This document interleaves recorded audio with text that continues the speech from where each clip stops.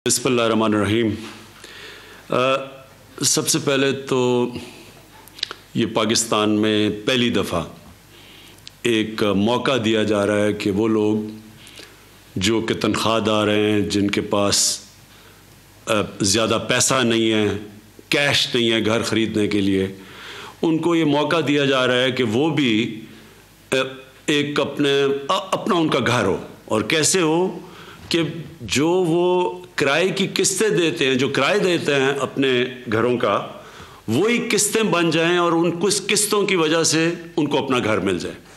ये दुनिया के अंदर अमीर मुल्कों में, यूरोप में, अमेरिका में हमेशा लोग बैंकों से पैसे लेके तो अपने घर ख़रीदते हैं और वो भी किस्तें दे के अपने घर ख़रीदते हैं। इसको मॉर्गेज फाइनेंसिंग कहती है। तो पाकिस्तान में इसका कोई रिवाज ही नहीं है। तो ये पहली दफ़ा कोशिश की गई है और मुझे पूरा एहसास है कि इसमें बड़ी मुश्किलात लोगों को आ रही हैं, क्योंकि पहली दफ़ा है, मुश्किलात तो आनी थी। लेकिन मैं आज ख़ास तौर पे स्टेट बैंक के गवर्नर बैठे हुए रज़ा बाकर और उस्मानी साहब जो नेशनल बैंक के प्रेसिडेंट हैं वो बैठे हुए हैं। मैं आपको आज ताकीद करना चाहता हूँ कि आपको अपने उस्मानी साहब, आपको नेशनल बैंक की ब्रांचेस में बताना पड़ेगा और रज़ा बाकर आपको सारे बैंक्स के हेड्स को बताना पड़ेगा कि ये हमारे लिए इंतहाई ज़रूरी है कि बैंक्स आसानियाँ पैदा करें लोगों के लिए जो कि बैंकों से कर्ज़ा लाना चाहते हैं अपने घर बनाने के लिए। आपको पूरी कोशिश करनी चाहिए कि उनके लिए पूरी सहूलतें पैदा करें, क्योंकि ये कॉन्सेप्ट है ही नहीं, क्योंकि पहले लोगों ने कभी किसी ने किया ही नहीं है। तो बैंक के लोगों को जो अमला है बैंक का, उसको भी प्रैक्टिस नहीं है। और मैं जो सुन रहा था, लोगों को भी मुश्किलात आ रही हैं, तो इसके ऊपर आपको पूरा जोर लगाना पड़ेगा। ये क्यों इम्पोर्टेंट है? सबसे बड़ी चीज़ ये कि लोगों को पहली दफ़ा मौका मिल रहा है, जो कि कभी जिनके पास कैश नहीं था घर ख़रीदने का, उनको मौका मिल रहा है कि उनका भी अपना घर हो। लेकिन उससे भी उतनी जो ज़्यादा इम्पोर्टेंट चीज़ ये है कि इससे एक दफ़ा हमारे मुल्क में लोग घर बनाने शुरू कर दिए और अपने घरों के लिए उनको पैसा मिलना शुरू हो गया और उनके घर बनने शुरू हो गए। तो जो कंस्ट्रक्शन इंडस्ट्री है उसके साथ 30 और इंडस्ट्रीज़ जुड़ी हुई हैं।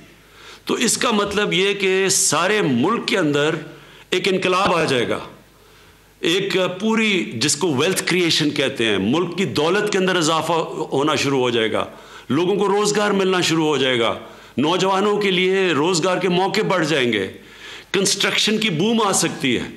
तो ये सिर्फ यही नहीं है कि लोगों को अपनी छत मिलेगी, इससे सारी पाकिस्तान की जो माइशत है वो सारी माइशत को ऊपर उठा देगा।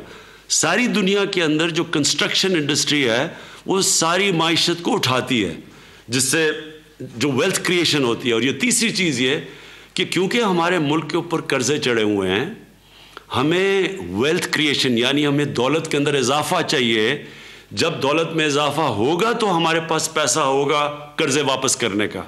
तो हर तरह ये इस मुल्क के फ्यूचर के लिए ये सबसे इम्पॉर्टेंट प्रोजेक्ट है, ये जिसके ऊपर ये जो हमने 1 साल से कोशिश कर रहे हैं और हर किस्म की रुकावटें दूर कर रहे हैं।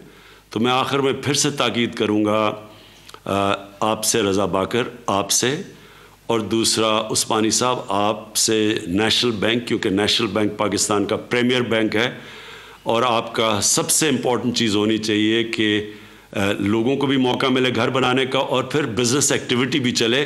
तो आपको इसके लिए अपने सारे अमला को, स्टाफ को तैयार करना पड़ेगा।